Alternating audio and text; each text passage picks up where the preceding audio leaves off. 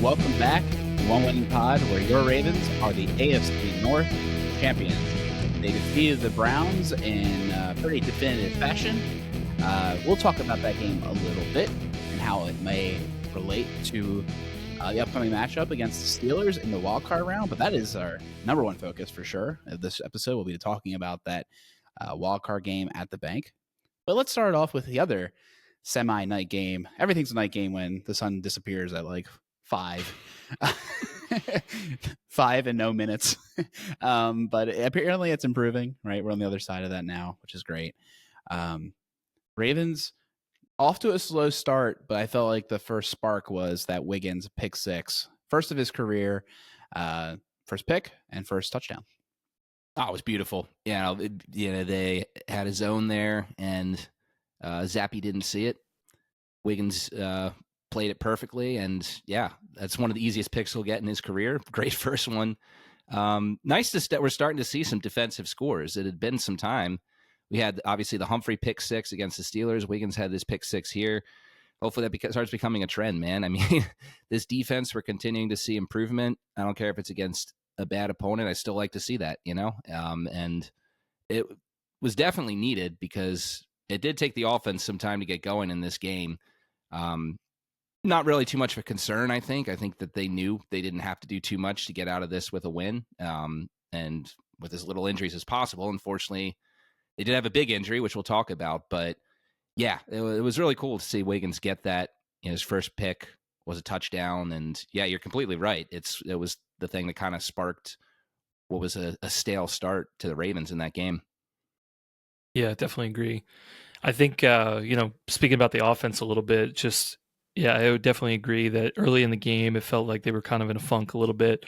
One of the things that I feel like I noticed pretty early on is that, Voorhees and Cleveland were both playing. And we found out after the game that Pat McCary was close.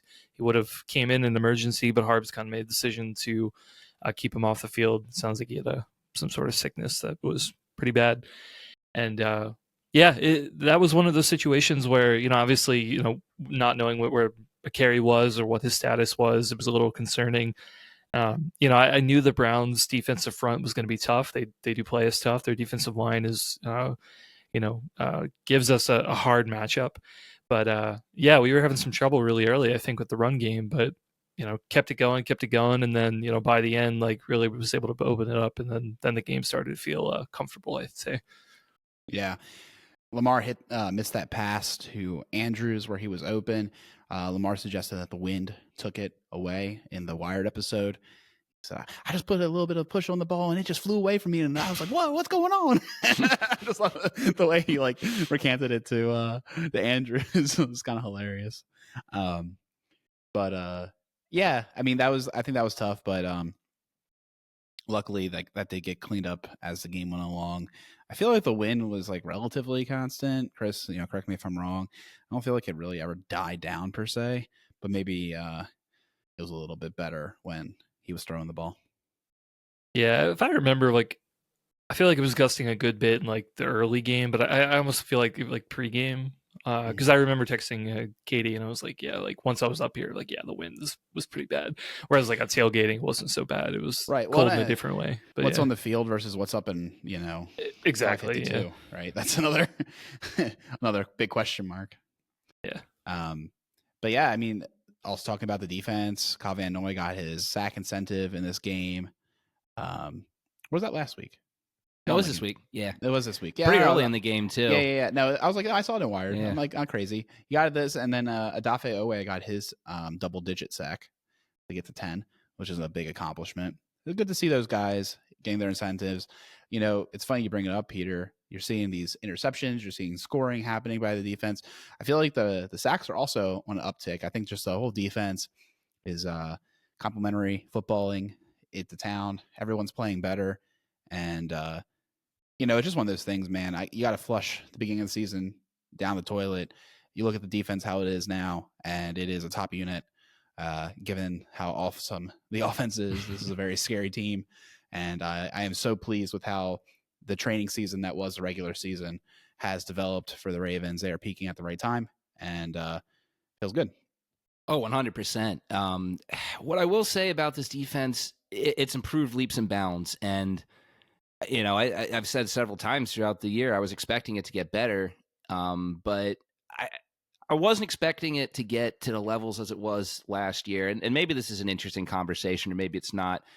Despite how good they have been doing as of late, I still feel like they're not as good as they were going into the postseason last year. So I do still have concern about this unit if, say the connection to Wilson from between Wilson and Pickens gets hot, and or if the Ravens have to play the Bills, is it going to be different round two? Or the Chiefs, they're starting to put it together offensively. Can we hold them? Can this defense hold them to under 20 points? I'm not sure, but everything's going in the right direction, and we've shown improvement, and maybe they'll step it up even another step in the playoffs, right? Every week it seems like more is getting figured out as far as personnel, as far as what works well with scheme, and with what's coming with that, it would appear as well is confidence. We don't hear, Roquan sounds a lot more confident in interviews. You don't hear Marlon making comments about how the defense is the offense's little brother anymore. They're in a very good spot. Maybe not the best spot, but in a very good spot that, if the offense is doing what they're doing, it's a winning formula. Yeah, I think that's kind of the last thing you said there, Peter. I think is like the key for me. And honestly, like I feel like this has been the story of like the Ravens teams the last couple of years. Like if the offense keeps doing what they're doing, i.e. like they're scoring, they're getting early leads, they're they're putting the defense in position to like, okay, defend that lead. I think I guess I would agree with you. Like I think that's probably the risk right now is it's not really the dealing with the high powered offense. It's dealing with the teams that have a good enough defense to limit our offense, and then they get ahead, and then like, okay, how does our defense adapt to that? I think it is a risk. I'll admit I feel like a team like Buffalo, I think is interesting because I do think that their run game is pretty good. I mean, obviously it's not as good as ours or Philadelphia or anything. But James Cook is a really good back. Obviously Allen good in situations as well. The Chiefs, I think that one's interesting. Like that one's just more of a, will Mahomes get hot, or, what will the refs do? But obviously, their run game is not as good. So, for a team like them, I'm actually less concerned if I think about it that way. But, I guess look at the rest of the AFC. Like, certainly there's some other teams in there. I don't think the Steelers are. We know what their run game is. It's not really the best. They've got some talented backs there, but it's just they've never really been a true run first team and been really successful at it. So there are teams out there, I think, that would match up pretty well against us. But the good news is that going into the Steelers, like I feel like that's still a pretty good matchup for us. I think for the most part we're pretty healthy. And then after that, obviously we'll see. 3 teams are going to get knocked out. So, we'll only have so many choices the following week anyway. Yeah, I mean, it's basically we go to Buffalo or we have another home game. That's kind of how it goes. That's the flow, assuming you beat the Steelers, but can't overlook that opponent, and we'll definitely talk about it soon. I think the one thing to wrap up is one way to stop the run on defense is to have a good run defense. The other way is to have an offense that gets you a lead, and then the run game is taken away in that regard. And Lamar Jackson and Derrick Henry are breaking records left and right. Derrick Henry, 2 touchdowns on his birthday, 1,500 yards, 15 touchdowns. 3rd time he's done it in his career. And Lamar Jackson, 5K all-purpose yards between running and passing for that guy. Pretty nuts. And, they just continue to make a lead. Like we said, maybe it was a little slow to start, but they still put up 35 points. It was wild, man. The second touchdown from Henry just came at a ridiculous spot. Peter, I can't remember if we had told you this, but spoiler, I don't feel great about it, but we did leave a little bit early just because it was really cold. My brother was there. We weren't sure if we wanted to stay the whole time. Once we felt that we had the game in the bag, we were 28-10. We were like, okay, we're probably okay. Anyway, Alex's knee was acting up. because it was. We go to the elevator. We see the Henry touchdown, the second one. They're like, oh my God, this is great, amazing. We get in the elevator finally, go all the way down to the second floor, and then all of a sudden, like, oh, she hits the wrong button. We go all the way back up to the 5th floor. I have to go all the way back down again. So we're just like in the elevator for a ridiculous amount of time. It was crazy. Yeah. And there's no way to express it back down, which was wild. So everyone's seeing us again with the fully full they're like, what the heck are you doing? And like, why are you here again? Yeah. We're like, I have no idea. Man. Everyone loved you. Back down. But yeah, we get out and then we see the next play. The Pierce interception, the greatest play, Harbaugh said, the greatest play he's ever seen. History. We missed it, man. And we missed it. Oh my It was so God. frustrating. I Frustrating. couldn't believe it. I know. Chris, I didn't know if you were going to bring it up on the show because what's one of the most embarrassing things I've done in 2025. And, we leave a little early, like you said, just because of the frigid temperatures, not having a guy with us that, has, had the blood oath of staying till the end, So we're like, all right, we'll go. I mean, surely they're just going to run out the clock. Like, I bet you Lamar's not even going to come back out there. They bring out Lamar and Henry. And I love how you hear in Hard Knocks, they're like, I guess like we'll get a first down, get a first down with Henry and then we'll pull him from the game. What? Okay. But, he house calls on the first play. Yep. So they're very pleased about this. And we see that on the unbelievably large TV, by the way, Chris. I was thinking to myself when I saw it, I think it's like 100-inch TV. I think it was like one of the biggest. I think so. It was an unbelievable wall. TV. It completely filled the wall that was in that little alcove for the elevator retrieval. Yeah. And and then we get off and we hear like a Seven Nation Army chant and but with like sustained cheer such that it suggests that like something happened, it's not end of game. Right. Yeah. And we look at the TV and we just see all these people like, bouncing around with Pierce. And we saw the replay and we're like, you gotta be kidding me. I think we all looked at ourselves in like disbelief. Like we've never left early. And the one time we do, there's two like wild plays that occur. Yeah. My God, I couldn't believe that. So yeah, one last comment on the TV, man. I get like having a big TV is awesome and everything, but like, man, for especially in the cold, trying to have everybody pack into like the room to be able to get in the elevator. Nobody wants to stand by the TV because obviously everyone wants to see it. So it just seems like a weird choice. Well, I just thought it was funny because like I was literally thinking to myself when we were waiting, like, you guys ran to the bathroom first. I'm like trying to watch the game on the TVs, and like first of all, it was hard enough to find a TV on the 5th floor, and second of all, they're like little portholes. I'm like, I need binoculars to see this TV. Like maybe we could get bigger than like a 15-inch monitor, 30 feet in the air. Okay, so those need to be a little bit bigger, and then the elevator one maybe a little bit smaller. Just a little bit from the sound of it. Oh my gosh, too funny. But man, yeah, that was kind of the worst. But yeah, I can't believe we almost overlooked the Pierce INT, which got me my bold prediction. Unbelievable. I didn't see that coming. It feels almost unearned. Because that's not how you had it happening. Yeah, it wasn't how I had on my bingo card. Didn't think. I think Pierce might have been one of the last humans on the planet that I thought would be the one getting the pick. Yeah, it's crazy. I mean, the Ravens do that though. I mean, it's not the first time. I mean, even back to last season, they were doing it, dropping Pierce in the coverage, Urban in the coverage. I think he was in coverage as well on that play. If they've dropped, I've seen Nnamdi drop back. Like it's something they do. It just so happened that this one was quite obvious after the fact that everyone's now aware of it. Truly, I don't have any other notes for this particular game. If you guys want to move on, I don't know. We do some MVPs? Oh, yeah, we should. You're right.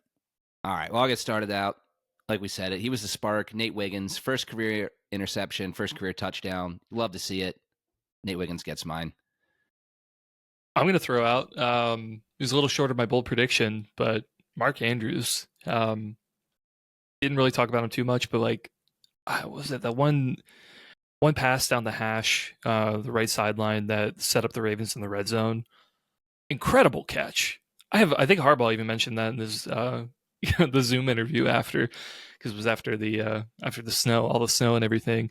He had no idea how Andrews even saw that ball, let alone catch it. Like just incredible. Obviously, didn't light up the stat sheet a ton, but like the 4 catches were really big, and one of them was a touchdown. And some of them are like really, really difficult catches to make. And Andrews just continues to show up against the Browns. Like, it's incredible. So I'll go with the other pass catcher. Rashad Bateman had a bait game, had a touchdown in there, big catches down the sideline, big catches over the middle. Excellent play, and he'll need to step up against the Steelers with his, Pro Bowl right-hand man. Zay Flowers out for the game, and he's arrived. It took a while to have Rashad Bateman arrive, but I think this is what we signed up for when we drafted him. This is not an offense that gives him the opportunity to get gaudy numbers, but he, I think, delivers in the role that he has and is being asked to do. And he's going to get an increased role, and I think he'll have increased production. Like, I think he's ready for the task. I think he's a 1. And it's just so great to see the guy healthy and happy playing. And I just think so content with his role in the team and where the team's going. He just seems like a mature kid that I don't know, man. Like, I think it takes a special wide receiver to want to play here. They can't be like Deontay Johnson, like you have to understand like the offense that we're running. Lamar's the point guard, and he may or may not give it to you. He's also like incredible at shooting threes, so he might just take the 3. But it's one of those things, man. He's a great teammate, and I'm so happy that the years of Bateman standing have come to this resolve. I mean, we've always known he's good, right? Just needed an opportunity. It took him a while to get back from that injury fully healthy. I will say, I don't know if he's a 1 yet. I got to see it. But this game coming up against the Steelers is a great opportunity, right? Because with Zay out, the Steelers, third time against, a team in a season, like neither side's going to be able to surprise the other side, right? So, I mean, Bateman hasn't been featured heavily in either of these 2 games, and he's going to have to step up. And we all see the talent, but I'm slightly concerned with him that he won't be able to handle the bigger opportunity, because we've seen him have lapses throughout the season where, caused a couple interceptions for Lamar, had some drop balls. I just wonder if he's right now as a guy who does better when he's, part of the offense and not the focal point. I think he can completely do it. I'm just don't think I feel as confidently as you do right now about it, and hope I'm wrong. Let's talk about that Steelers game. Big game, obviously, wild card. You said, Peter, I think you led it off really well. Like, third time you're playing a team. You won the last time. The time before was this embarrassing loss, very painful loss. But the Steelers will say to themselves, we were hurt last time we played you guys. We had some key injuries. Guys weren't available. But they're nevertheless been on a 4-game skid. They completely lost the division. Even if we didn't win, they would have lost the division, right? So,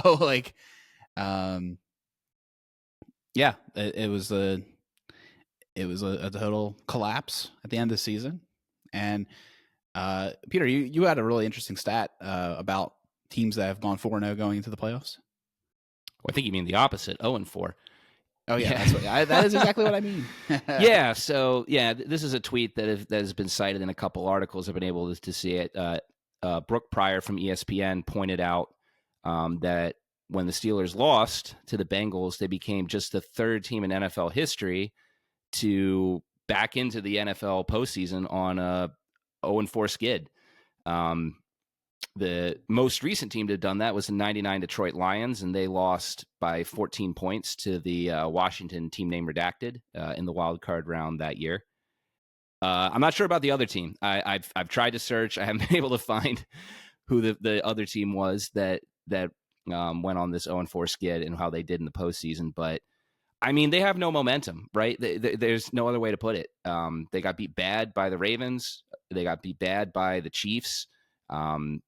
The Eagles beat them bad, and the Bengals, honestly, they lost by 2 points. But I mean, the reason for that was because the Bengals just had absolutely atrocious execution in the red zone. I mean, you had Jamar Chase drop a touchdown pass that Burrow put perfectly on his hands. It's a play Burrow and Chase have done, thousands of times, in practice. But back to LSU, I'm sure should have been a touchdown, end up with a field goal. There was another drive there in that game where the Burrow held the ball too long and got sacked when the Steelers only had a 3-man rush, and that ended up being a field goal. A couple other drives, they made it pretty deep into Steelers territory and had to settle for field goals. So, and then even the late touchdown the Steelers got, how did they get it? They got it on a short field by, a fumbled punt return by the Bengals. So,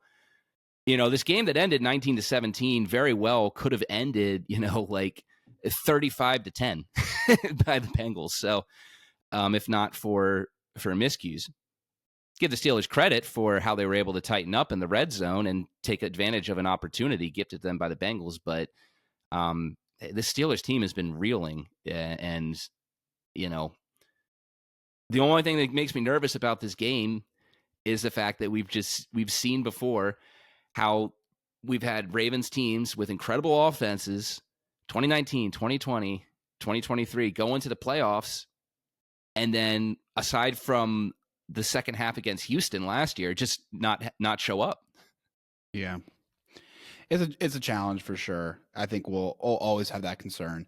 No amount of Lamar saying he's trying to be calmer on the sidelines to, Monken saying he's not too worried about it, and they always try to call plays to get him into a rhythm, is going to quench our thirst for them not to get nervous and have these moments of just feeling like the game's getting away from him. I think Clifton Brown of the Ravens put it really well on the latest lounge. There was a little excerpt he had where when he was covering the NBA, one of the players said, the mentality of a champion is imagining the other team doing the worst possible thing to you, and you still figure out a way to win and beat them. And that's the resolve that the Ravens, I think, haven't had. And I can't blame them, because that's a hard mentality to assume. That's an incredible life, idea, so to speak. And but I thought it was really powerful. And if the Ravens do have that mentality and do truly believe it, I think they will be able to overcome, because they have the team to do it. And every year, man, we feel like, oh, they're getting better, they're closer than ever. And I think we're never wrong about saying that. I think this team is more equipped, even if the defense is as good, to win this year, because a lot of players have been there last year and they just have a better idea of what it feels like and what it takes. They were locked in last year. They said it all the time, but I feel like the tone's just different this year. There was no celebration. There was no crazy dance party after winning the division this year. It was just a group prayer, some MVP game balls and let's take some pictures, I guess, with the shirts, but let's get out of here and focus on the next game. So it's just different mentality. Yeah. I mean, that's a great point. I feel like it's good that I'm wearing my Henry jersey today. Because nice. If you want an example of it's funny. A couple of years ago, I probably wouldn't have said that, because I wouldn't have had the same respect for Henry that I do right now. But look at 2019, right? From his perspective, coming into that game where, going against the Ravens are crushing everybody, beating up on all the teams that year. And they flat out just punches in the mouth and, didn't stop and ended up winning that game. It was a huge upset. So, yeah, I mean, look at a guy like Henry, had a great game, or on that team, and, just come in and do exactly that. Just not let the situation get too big for him and just come in and just win the game. I'm glad, I'm certainly glad he's here, not just from the stats, but from the leadership. I think it's going to be good. Yeah, and and honestly, I think back to what Ray said in his retirement speech. He's just I didn't come all this way to get knocked out in the first round. I don't think this is the one to be concerned about. Certainly, playing the Steelers 3 times. Yeah, there is some history there, and but I think a lot of the other matchups that we played the Steelers for 3 times, the Steelers teams of those years were much better than they are this year. I think this Ravens team is much better than those Ravens teams that lost some of those games the third time to the Steelers. So, I still feel pretty good about this one, even without Zay. I think that, I think we have the guys to be able to come out of this one with a win, and with it being at home too, like I think it's going to be good. I'm looking forward to it though, because I missed the last one. Oh, that's right, you did. I forgot about that. Well, I think the other thing, I think you bring up great points, Chris, and even to piggyback off that, I think you look at the teams that the Ravens have lost to in the postseason, with Lamar. They've been good teams. I mean, obviously the Chiefs last year won the Super Bowl. The Bills in 2020 were very good. The Titans, they came kind of out of nowhere, but, despite finishing with a 9-7 record, they rode a 4-2 record into the postseason and knocked out Tom Brady in New England. Granted, very weak Tom Brady New England team, but still, they had momentum. It wasn't like they were, a pretender. They had momentum. And then, Lamar's rookie year, the Chargers, Lamar was a rookie. That's why they lost that game. The defense played excellent in that game. Yeah. And despite a valiant effort from Lamar at the end of it, just, it was just too little too late. But yeah, I mean, it's just, I think what just makes me so nervous about this game, I shouldn't say nervous. I guess I should say cautious to not write it off as a win already. It's just that it is the Steelers, and just that the Steelers are bizarre. They've been so bizarre these past 5 seasons, and I just never know what to expect from this team. I don't even know if I care that they've lost 4 games, because I know that it never seems to matter if the Steelers beat someone. You saw them beat us early in the season, in the middle of the season, that first matchup, and then a few days later lose to Cleveland. And you'll also look at Pittsburgh, and I mean, just earlier in this season, this team, lost to Dallas when no one's been losing to Dallas. Mm-hmm. And then, they turn things around and go on a 5-game win streak. I just don't understand the Steelers. And I just feel like, despite all the signs showing that this team has no momentum and that they're just not who they used to be, things could happen. Truly. We have a lot of scars from watching Steelers games over the last few years. I think there's a couple things I want to bring up. The Ravens have played 10 games against playoff teams. They won 7 of them. The point differential is 112 points, averaging 11.2 points, over in these matchups. The next closest team, I can't get over this. The next closest team is Detroit with 8 games, 6 wins, and 36-point differential, which is just unbelievable.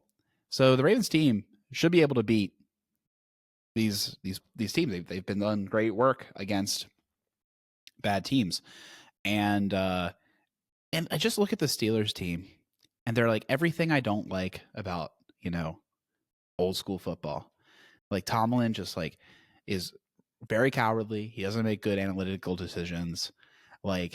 He wants to he's embracing for a weather game to try to level the playing field so that he can get 1 or 2 key fumble plays or key momentum shifting plays to beat us. He's praying to the wind gods and the snow gods that that can help neutralize the team. And even Steelers fans who are usually high on their own supply are quivering in their boots, saying that they're not a good team, they don't deserve the win, and that it's time for they think the Ravens should win, and Lamar deserves the Lombardi. I literally heard these words today from a Steelers fan who's otherwise talk crap to me, and I'm just is this psychological warfare, or does he mean it? But he felt like he meant it, and I get it. It's just this team should not be the team gets in the way of the Ravens winning the Super Bowl this year. There might be other teams that are a little bit more worthy, but I do not think the Steelers are. And when I had to make my power rankings of who I'm rooting for, the Steelers are the last team I'm rooting for. Not just because we play them this week, it's because I just can't sign up for their kind of football. I'd rather see the Chiefs. They came in at 13. Yeah, it's really, I mean, it's really weird, right? I mean, you look back at the first matchup and like it was so frustrating because, you know, kind of similar to the Browns game, right? It's like the offense started really slow. They made mistakes. They had those fumbles and that Pittsburgh recovered and just gave them opportunities, and they hung around until the end, and we didn't do enough to win, to be able to even the score and, you know, pull out the win. That's really like it's really the most frustrating thing, because going in, you're like, oh yeah, like they're not going to turn the ball over, but like sometimes it does happen. So I hope this week that they're really working on protecting the football. They're not going to have any fumbles, like, you know, not going to throw any interceptions, because those are the things that are going to even the playing field against this team. And they're going to, you know, give them a chance to win. You know, I will say, like, you know, if the Ravens are able to, you know, follow their script and say, hey, score early and just keep their, you know, foot on the gas, I think that plays really well into, you know, what we want to do. I mean, you look at the Steelers the last couple games, you know, I mean, you look at like Najee's carries, like Najee's been averaging about like 15 carries for like the beginning of the season. During the lose streak, he's had like less than 10. It's been like the Steelers have been behind and they haven't been able to run the ball. Najee doesn't play on passing downs. Warren does. So that kind of fits in with that. You know, Pickens is another guy who's been really active early in the season. He's been hurt. He wasn't in the second matchup with us.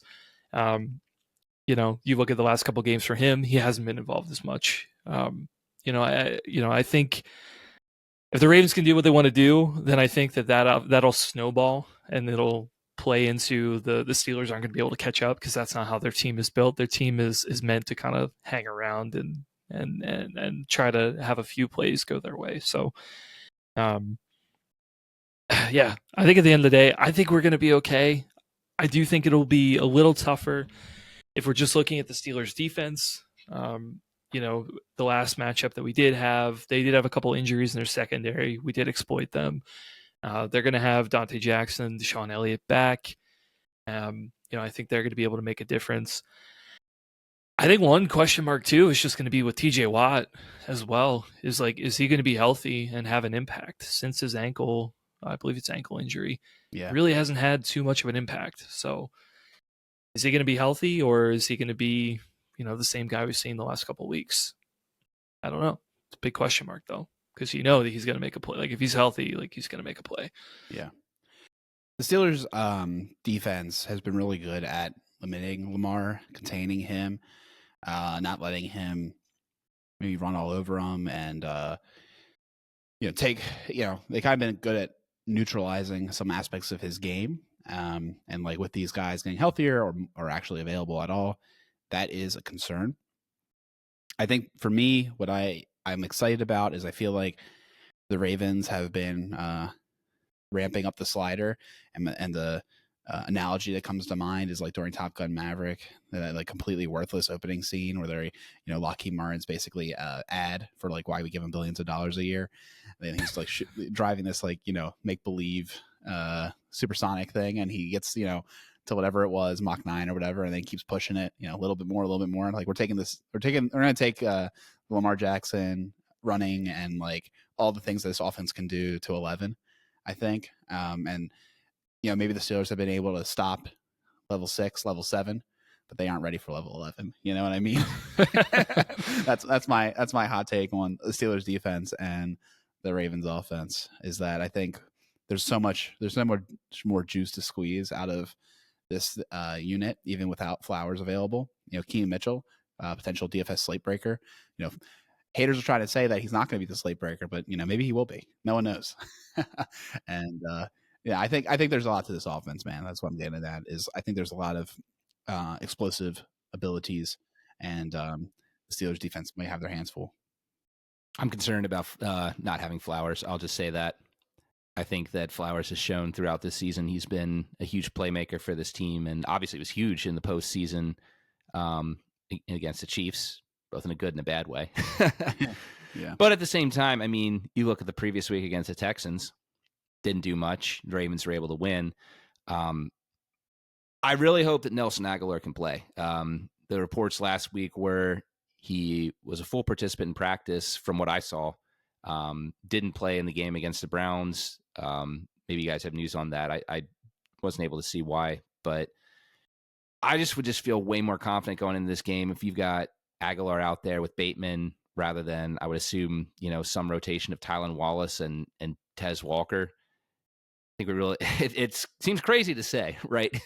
Because, he hasn't done much this year, but I think Nelson Aguilar really need a guy on the field for this game. And I'm just really hoping this season doesn't come down to the failure, whoever was at fault, for Deontay just not buying in. Because I think that was a huge missed opportunity that, Alec talked about it all year. If Flowers or Bateman went down, we had a really thin wide receiving room. That's where we are now, going into a must-win game. Yeah. No, I mean, it's not ideal, man. I mean, you mentioned it earlier, like Bateman not having big games against the Steelers. I mean, yeah, just look at the stats of the last two games. Like, he had less than, I think, 3 targets in both of them, or 3 receptions in both of them. And then you look at Zay, and, Zay was like 4 catches for like 100 yards or something this last matchup. So, yeah, Zay is the guy that you look to make a big play to get the offense going. And, he hasn't been as big on touchdowns this year. I think we're getting a lot of more production from tight ends and Bateman and Henry, obviously, with touchdowns. But yeah, Zay is someone that you trust to be able to get open and, make a big play and kind of flip the field for the offense. So, yeah, it's a risk. I definitely agree. I'm not going to say that the offense is just going to be great and, we're not going to miss him. Like, we'll miss him. I feel like Monken, man, he's really going to have to figure out how to if I were him, you got to figure out how to get more plays for Likely. Likely's been involved in a lot of these Steelers games. Obviously Andrews, but the Steelers know who he is. They've limited him in some situations. So, I don't expect his number to be called significantly more. But yeah, you got to find a way to be able to lean more on guys like Henry and get try to replace Zay a little bit with Likely and maybe a little bit more Bateman. But yeah, it's a risk. I think Gabe Mitchell will be part of it too. I think you'll see him running around doing motions as well as a threat. As a we ran Zay a couple times this season. I think you'll see that move over to Mitchell. And yeah, like you said, I think Likely is maybe the biggest X factor going into this game is how he's able to step up. Obviously, we're talking about Bateman also stepping up, but I think Isaiah Likely is going to get a lot more snaps out of this arrangement, and he's going to have to be able to step up as well and deliver. And I think he's been pretty hot. Our tight ends in general have been hot, scoring unbelievable amounts of touchdowns at this ending stretch. Hopefully, they can keep it up. Barring a setback between now and when the game happens, I think everything you're saying about Mitchell is going to be Justice Hill. It sounds like he's coming back for this game. And yeah, I think he's going to be a part too. Yeah, for sure. I think that Mitchell is, if he's able to do it, great. But I think that Justice Hill has just done so many little things so well this year, and I think you want to put a guy who's shown. That he's worked to this moment, right? He's worked to this moment to be that guy, being there, pass protect, be the third down back, catch balls out of the backfield. Obviously it was unfortunate. He made an incredible catch until it wasn't, and it turned into a pick in that game against the Steelers. But the first matchup this year. But yeah, hopefully Hill can step in and just pick up right where he left off, because he's been so critical for this offense this year. And I definitely agree with what you guys are saying with Likely. Not to give away my bold prediction too early, but I think that Likely is the key to this game. I think that Bateman absolutely has the opportunity to be the guy, but I really think that Likely is the card up the sleeve that the Ravens are really going to rely on in the passing game with Zay Flowers out. We've seen him have some success already against the Steelers. We already know that Patrick Queen covering the tight end, not really the best of his game. He did have that nice play against Andrews in the second game. The rest of the game, I mean, him and Queen was definitely matched up on Andrews. Andrews had some catches against him. I can't remember if Likely's were against Queen or not, but regardless, it really hasn't been since week 1 since Likely's been unleashed. And, that was mainly because I think of how the game plan, kind of went. The Chiefs kind of stopped everything else and left Likely open. But, I think he's capable. I think he's reached the moment now where he can step up and take over a game in the playoffs. We'll see if that's the route. Is it him? Is it Bateman? Is it Henry? Feels like it's going to be someone, right? The Steelers defense, while they have talented players, and, I think we got to watch out for their opportunities with fumbles, especially with, bad weather. Maybe it's going to come, maybe it's going to not. The weather report looks a bit iffy right now. Turnovers are going to be big in this game. So, yeah, I think there's going to be no weather. I think it's going to be a rewind of last week where it's just really cold, got some wind potentially. Yeah, the weather does seem to be, getting less and less predicted. So, yeah, I think one thing we haven't talked about is the moon balls to George Pickens. George Soft Pickens is going to be available for this game, but maybe not all there with his head. 3 drops in the last game, just seems to be completely out of it right now and kind of imploding. Hopefully we can keep that up. Obviously in the first game, 8 catches on 12 targets, postseason highs for him. You know that they're going to make those attempts downfield. You know that they're probably going to try to pick on Stevens. And I think the key is they need to be incompletions. They need to have DPI, and that's going to be the way, that you stop this offense. I think that it's reasonable to believe that Najee and Warren aren't going to be going gangbusters against them. I think it's reasonable to believe that there might be a lead that suggests that they won't run as much. I think it's reasonable to believe that they won't go for it on 4th down, so 3rd down really matters. So I think if you can execute on those assignments, I think you'll win the game.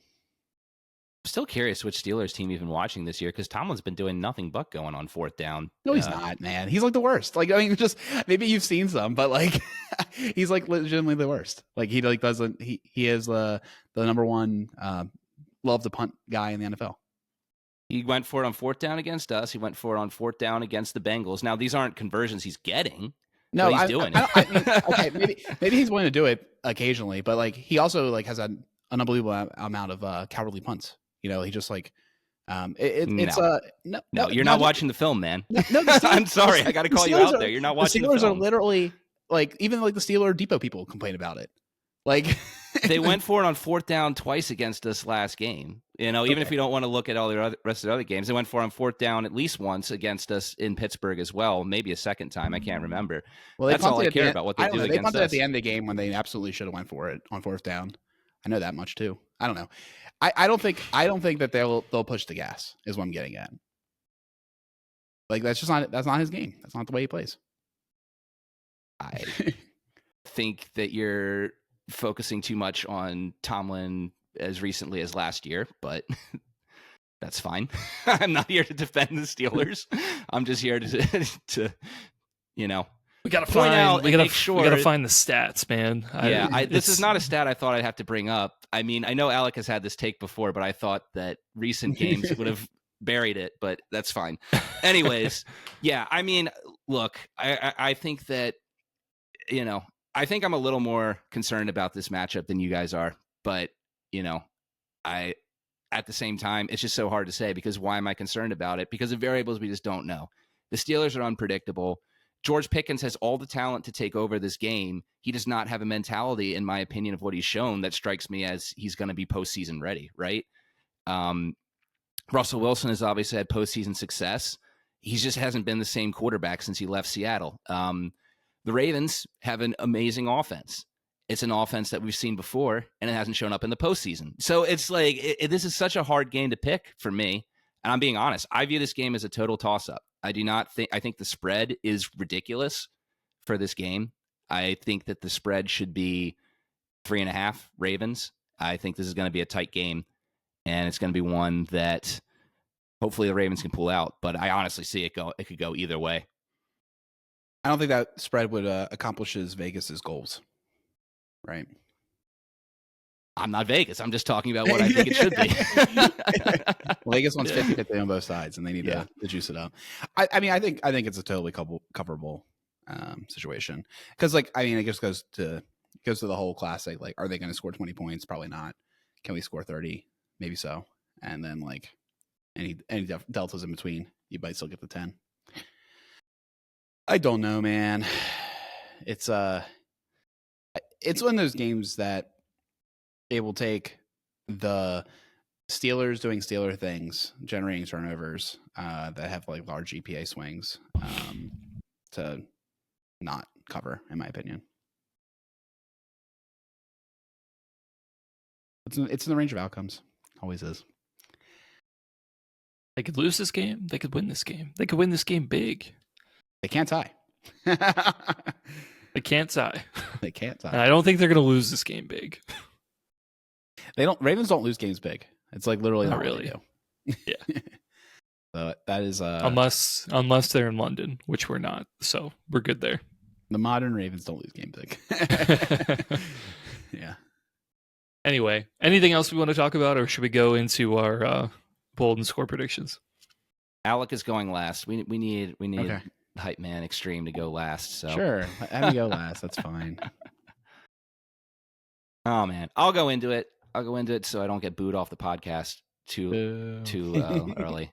My bold prediction here, I think we already hit on it.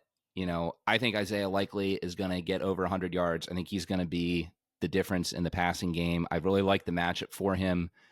I think that there's going to be opportunities there, and they're going to need someone to step up without Flowers. And I think Andrews is going to be huge in this game as well. But I think that the time is now for likely to make some big plays, and Andrews might get targeted more. But I think we saw on that breakaway run against Houston, he's not the same athlete as he used to be. The injuries slowed him down a bit, but likely's young. He'll make some big plays. That's my bold prediction. As far as score prediction, I think it's going to be a slogfest. I am going 17-16 Ravens. And, how confident do I feel about it? I don't know. The Steelers are still the Steelers as long as Mike Tomlin's there, as far as I'm concerned. So I think it's going to be a tight game. Okay. I don't think it's going to be that tight. But I do think the Ravens are going to win this one. I'm trying to combine score in my bold prediction in my head. I'm going to say my bold prediction. How about this? I'm going to say this will be a Justin Tucker revenge game. I'll say that he is 2 for 2 on field goals. Probably one in there is probably a 50-yarder. And that's honestly, I'm going to say that's my bold just because I don't know if it's going to happen or not. I would say I do think Henry's going to get over 100 yards, maybe 150 yards with like 20 carries. But because he just does that every week, I feel like that's not bold. So I'll go for the Tucker revenge game. I will say the Ravens win this one. I'll say 30-20 Ravens. My bold prediction is that Russell Wilson is benched at some point in this game. He might come back in, but that they will go to Fields for a whole drive at some point. What? Why? Oh my God. Is he going to throw 2 picks or something? Why? I mean, he's been completely ineffective for weeks. That's why. Oh, no. And Fields has shown a spark. I mean, my guess is that they're going to go to a Fields package at some point, and maybe that's actually how they generate a score, and then they may ride the hot hand. So that's my bold prediction. Man, that is really bold. Thanks. Man, now I'm wishing Chris had gone last to bring us back to the land of sanity. Man, I mean, you'll see. I don't know, man. If it happens, I'll do. I mean, Russ has actually been doing okay, except for the last 2 games. I mean, quarterback rating of at least 92 in 5 straight games until just doing meh against the Chiefs and Bengals. I guess we'll see. I think he might not cook. So 31. I wanted to say 17. I think that they might just find a way to score 2 touchdowns. I just kind of hate that. I could early see 13. But I'll give them 17. I'll give them the benefit of the doubt. They could have scored 3 touchdowns against us last time if not for the fumble. Yeah, the fumble Ruski. Hate to see That's it. what I'm saying, man. I'm saying I don't think this game is a cakewalk, man. I think it's not a cakewalk, man. It's the playoffs. I'm not saying it's a cakewalk. It's not a cakewalk. We're just saying we're gonna win. It's just that, like Peter, we're just in a different class, man. Like I think while you were away, I brought up the whole like point differential against playoff teams, and it's absolutely absurd. You know, the Ravens have 112 point differential in their 10 games for an average of 11.2, which is like leaps and bounds above the next best team, which is the Lions, in 8 games of having 4 and change. Right. Like, I mean, it is like, that's a very notable thing. And like, even if you take out the Houston route on Christmas, like they would still be the best by a large margin. So I think it's just important to bring that up and enjoy the fact that the Ravens are good. Also, primetime index, right? Night game at the bank. Harbaugh is really good at getting his team up for that kind of thing and to dominate. So I just feel like there are so many good things pointing our direction. We have more rest, like it's at least a full week of rest. And they have a little bit of less rest because of the later game, All I'm saying, man, is I'm still scarred by 2019, dude, and 2020, 2023 when we said I know, the exact man. same we're things. all scarred, bro. I know. I'm scarred from the 2010 divisional game up in Pittsburgh, man. We were up 21-7.5, and we ended up losing that game because of prime Antonio Brown. Not even prime Antonio Brown, before his prime Antonio Brown. Thing is, they don't have an Antonio Brown on this team. They don't have it. Phantom's curse, bro. I mean, look at this. We have a team that, by all accounts, is Super Bowl or bust. Literally nothing else will be acceptable. Anything else will be sad. So we have to accept that we have to expect to win every game, and we should expect to be good. Like, that's just where we're at. And I hate to say it, but it's true. Like, nothing else is acceptable at this point. Like, we'll never be like, oh, well, at least they made it to the Super Bowl. Like, that would be unacceptable. That will be absolutely unacceptable. And like, it's not that, it's not realistic, but it's true. That's like where we're at. And unfortunately, there's at least a couple other teams that, like, fan bases that can say that with a straight face, and they're not wrong for saying it. There's a couple teams in the NFL right now that are in NFL buster territory. Anything else is absolutely unacceptable, and like, there will be hardships, but it shouldn't be us. Not this year. Lamar just turned 28, bro. They're unstoppable. We got the storyline. We got the storyline. We're not going to say it. They're unstoppable. It's been 12 years. It's been 12 years. 12 years since the Mile High Miracle. Number 12 is the name of the player. They made the Mile High Miracle. We're gonna go freaking Super Bowl, man. It's gonna happen. Gotta believe. One game at a time. One drive at a time. One game at a time. That's how I'm taking this postseason. One drive at a time. Hey, Harbaugh said something pretty cool in his presser. He's like, it's not a 7-game series, but you can have 7 series in the game. That's what he said. I mean, it is a way to look at it, right? Yeah, it's not a bad way. So you're like, sure, you have a bad series, and how do you bounce back? And I was like, oh, that's a pretty good one. I don't know if you said that one before, Harbs, but that's a pretty good one. I respect it. Man, yeah. No, the dude, Chris said it right. We're going to the Super Bowl, man. You gotta just believe. And all these. This is not going to be the game. This is not the way it's supposed to end. Okay. This can't be. If it is, I don't want to use that word. This should not be the way that this season ends. No, it will be absolute hell in the streets if this happens. Like, it will be the worst. Like, at least when you left the AFC Championship game, it was the Chiefs, and like it was in the realm of believable. This would be unbelievable, and just an absolute gut punch of like the whole organization. Irrational thoughts abound. It's really a place that we just can't even flirt with, Peter. It's just not a good place to be. I mean, I just see it differently. I see that this is a team that already beat the Ravens this year, and a team that, if not for turnovers, it would have been a much tighter game on December 21st. Let's be honest. I just don't. To me, I think the Steelers match up very well with the Ravens. Zay Flowers' injury is not good. So again, like I said, you saw my score prediction. I'm predicting us to win. But I think it's going to be a very tight game. I think it's going to be very tight. Yeah. Oh, we'll see, man. Let us know your score predictions. How many people are in, Team Peter, Team Chris, Team Alec, Team themselves? You don't have to be even in AR teams either. But we appreciate you guys listening this long, and we hope if you're able to go to the game, you stay warm, layer up. It's important, and we hope that we come back next week excited to talk about a divisional game.